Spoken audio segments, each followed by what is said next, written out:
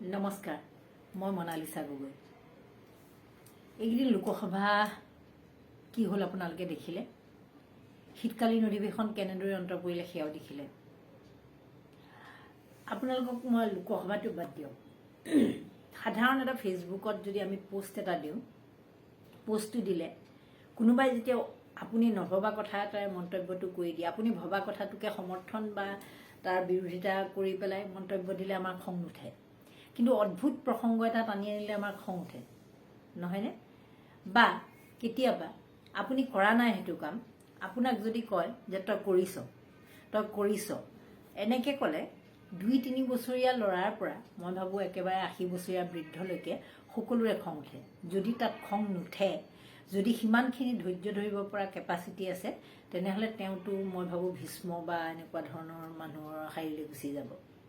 এতিয়া কথা হ'ল, কোনোবাই আপোনাক কৈছে যে আপোনাৰ এগেইনষ্টত এলিগেশ্যন দিছে, আপোনাৰ এগেইনষ্টত প্ৰুফ দিছে, তাৰপিছত আপুনি ৰিপ্লাইটো দিলে আপোনাৰ আপত্তি ক'ত? মানে আপুনি বেয়া পাবলগীয়া কি আছে? আপুনি নিজৰ ৰিপ্লাইটো দিয়ক, আপোনাৰ স্থিতিটো স্পষ্ট কৰক।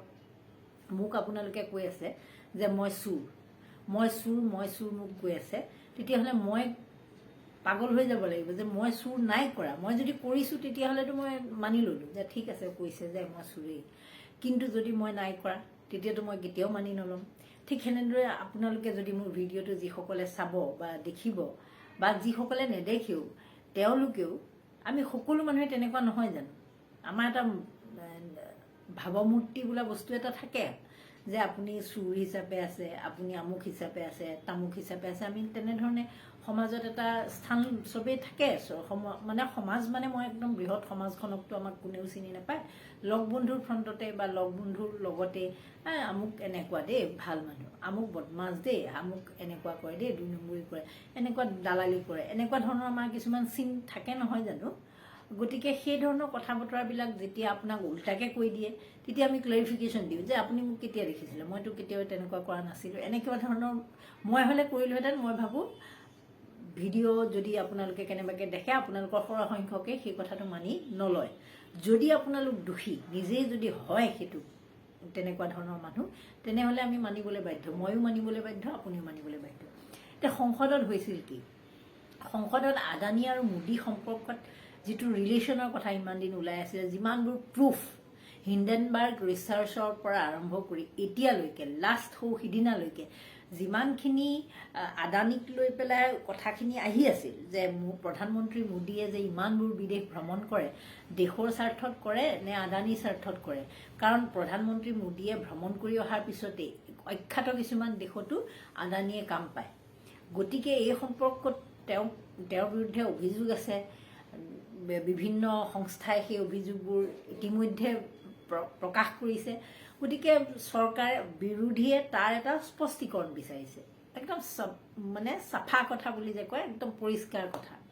তাৰ এটা ৰিপ্লাই দি দিলেই লোকসভা ধুনীয়াকৈ হৈ যায়, কোনো তাত বিঘিনি নোহোৱাকৈ লোকসভাখন চলি যায় আৰু আমাৰ সমস্যাবোৰ সমাধান হয়। দ্বিতীয় কথাটো হ'ল মণিপুৰৰ যিটো পৰিস্থিতি।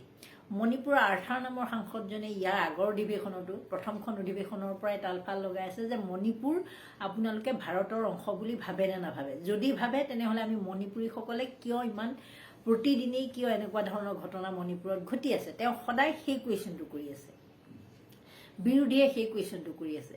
তেনেহ'লে সেই বস্তুটোৰ ওপৰত প্ৰধানমন্ত্ৰী মোদীয়ে হওক, গৃহমন্ত্ৰী অমিত শ্বাহেই হওক, কোৱাত কি আপত্তি? ভাবে নে নাভাবে? তেওঁলোকে কেনেকৈ চলিউশ্যন কৰিম বুলি ভাবিছে? কাৰণ যোৱা কিমানটা মাহ, 19-20 মাহ ধৰি মণিপুৰ জ্বলি আছে। তেনেহ'লে এই ইমানখিনি মানুহে মৃত্যু সাবটি লৈছে, ইমানখিনি মানুহ এতিয়াও কেম্পত আছে, সেই মানুহখিনিৰ কাৰণে আপোনালোকে কি ভাবে? যদি কিবা ভাবে তেনেহ'লে আপোনাৰ কোৱাত আপত্তি কি? আপোনালোকে যদি মোক সোধে যে আপুনি 2026 চনৰ কাৰণে কিবা ভাবিছে নেকি, 2026 চনত কোনখন চৰকাৰ আহিলে ভাবে, মোক যদি সোধে, তেতিয়াহ'লে মইতো কিবা এটাতো ভাবিছোঁ। সেই ভবাটোতো মই আপোনালোকক ক'ম যে জনসাধাৰণৰ কাৰণে কাম কৰা চৰকাৰ এখন লাগে, যিখন চৰকাৰে ঋণ চিন নোলোৱাকৈ আমাক ভালদৰে চলাই নিব পাৰে, তেনেকুৱা এখন চৰকাৰ লাগে। সেই ধৰণৰ কুৱেশ্যনটোৰ আনচাৰ এজন ৰাজনীতিক, তাকো দেশৰ শ্ৰেষ্ঠ ৰাজনীতিক হিচাপে মোদী বা অমিত শ্বাহে দিয়াত আপত্তি ক'ত?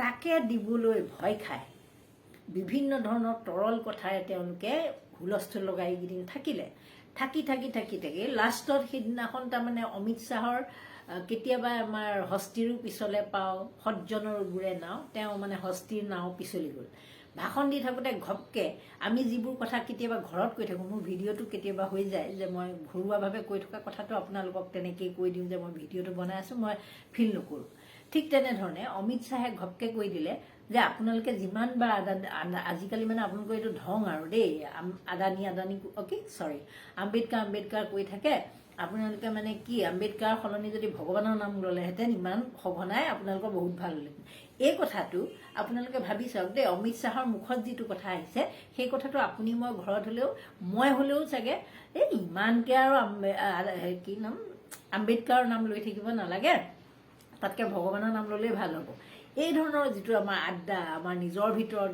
ঘনিষ্ঠ মানুহৰ মাজত যেতিয়া আমি আলোচনা কৰোঁ তেতিয়া আমি তেনেকুৱা ধৰণে কোৱাটো একেবাৰে সাধাৰণ কথা কিন্তু সেই কথাটো গৈ পাই গ'লগৈ একেবাৰে পাৰ্লিয়ামেণ্ট যেতিয়া পাই গ'ল গোটেই দেশত হুলস্থুল লাগিল কাৰণ দেশত দৰিদ্ৰ পিছপৰা অতি পিছপৰা মানুহৰ সংখ্যা বেছি অন্যান্য পিছপৰা জাতিৰ সংখ্যা মানুহৰ বেছি গতিকে যেতিয়া আম্বেদকাৰৰ কথাটো আহি গ'ল আম্বেদকাৰৰ নাম লোৱাতকৈ ভগৱানৰ নাম লোৱা ভাল বুলি কৈ দিলে লগে লগে গোটেই দেশত এটা মানে ভয়ংকৰ পৰিস্থিতি বিৰোধী দলবিলাকে সুবিধা লৈ ল'লে ইমান দিন যিহেতু হেৰি কৰা নাছিল গতিকে এই বিষয়টোকতো এতিয়া কোন বাপেকৰ বিজেপিৰ দম আছে বেলেগ নেতাৰ যে আমাৰ অমিত শ্বাহক গৈ পেলাই ক'ব যে আপুনি এইটো কি কথা ক'লেহে কি কথা ক'বলৈ আহিছে আপুনি কি কথা কৈ দিলে আমাৰ এখন দলৰ বিসংগতি হ'ল আজি হিমন্ত বিশ্ব শৰ্মাই সেইটো ভুল কৰিলে কোনোবা এজন বিধায়কৰ দম আছে নেকি যে হিমন্ত বিশ্ব শৰ্মাক সংশোধন কৰি দিব যে আপুনি কিয় ক'লে কিন্তু কাইলৈ যদি ৰূপজ্যোতি কুৰ্মীয়ে সেইটো ভুল কৰে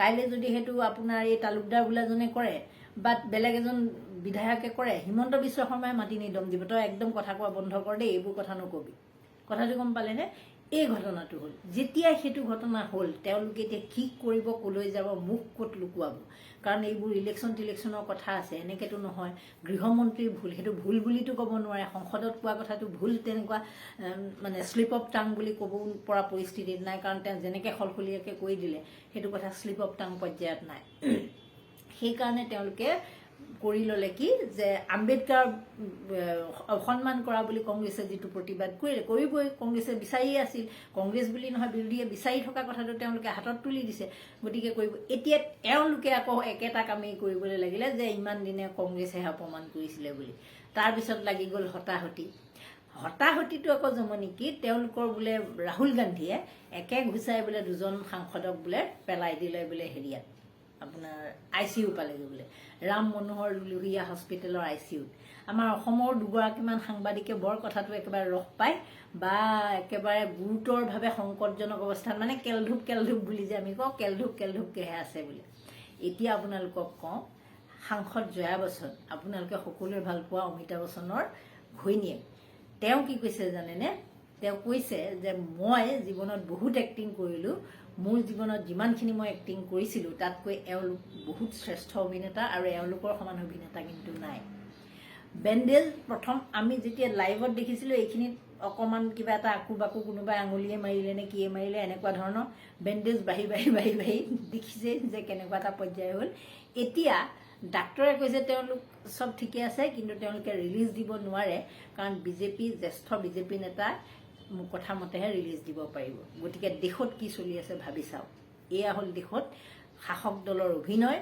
আৰু বিৰোধী দলবিলাকে তাৰ সুবিধা লৈ এতিয়া আমাৰ কি হৈছে এই লোকসভাখনত যিখিনি আমাৰ সমস্যা আছিল মূল্য বৃদ্ধিৰ সমস্যা কিমানবোৰ সমস্যা আছিল মণিপুৰৰ সমস্যা পৰা আদি কৰি দেশতো আৰু সমস্যা অন্ত নাই সেই সমস্যাবিলাকৰ কোনো ধৰণৰ কথা আমাৰ সাংসদসকলে কোৱাৰ সুবিধা নোপোৱাৰ ফলত কি হ'ল আমি যে তেওঁলোকক যে ইমান টকা দি প্ৰতিদিনেই যে তেওঁলোকে এটা টকাই পায় তাত এটেণ্ড থকাৰ কাৰণে সেইখিনি আমাৰ বৰবাদ হ'ল এই যে বৰবাদ হ'ল সংসদত যেনেকৈ বৰবাদ হ'ল আমাৰ বিধানসভাতো একেই ধৰণৰে ঘটনা ঘটে একেই মুখ্যমন্ত্ৰী পলৰীয়া স্বভাৱ যেনেকৈ তাত সেই দুজন পলায় একেই স্বভাৱ এতিয়াতো মুখ্যমন্ত্ৰীয়ে কৈ দিলে যে পলিটিকেল পাৰ্টিয়ে হেৰি নকৰে প্ৰতিবাদ নকৰে সেই একেই পলিটিকেল পাৰ্টি তেওঁ যিটো পলিটিকেল পাৰ্টি এতিয়া মুখ্যমন্ত্ৰী তাৰে সাংসদ বিজয়া চক্ৰৱৰ্তীয়ে ডেড বডি মানে লৈ ডেড বডি লৈ তেওঁ মানে হেৰিয়ালৈ যায় জনতা ভৱনলৈ যায়। তাতকৈ আৰু অধচ কাম পৃথিৱীত চাগে কোনো সাংসদে আজিলৈকে কৰা নাই, কাৰণ তেনেকৈ ঠেলাত উঠাই দিতবুদ্ধি কোনেও নিনিয়ে। পিঁয়াজৰ মালা পিন্ধি পিন্ধি তেওঁলোকে প্ৰতিবাদ কৰে, গৰু গাড়ী চলাই তেওঁলোকৰ বিধায়ক যায়। তেওঁ নিজেও প্ৰতিবাদ কৰিছিল। অৱশ্যে তেওঁৰ প্ৰতিবাদৰ পৰিমাণটো কম, কাৰণ তেওঁতো সদায় যোনফালে মানে উজান উঠে সেইফালেই যায়, গতিকে তেওঁনো ক'ত প্ৰতিবাদ কৰিব। গতিকে এই ধৰণৰ কথা বতৰাবিলাক আচলতে মুখ্যমন্ত্ৰীয়ে ক'লে নাচাজে। তাৰোপৰি তেওঁ কালি এটা কথা কৈছে যে হিমাচলৰ পৰা এজন লিডাৰ আহি ইয়াত উৎপাত কৰিবলৈ আহিছে।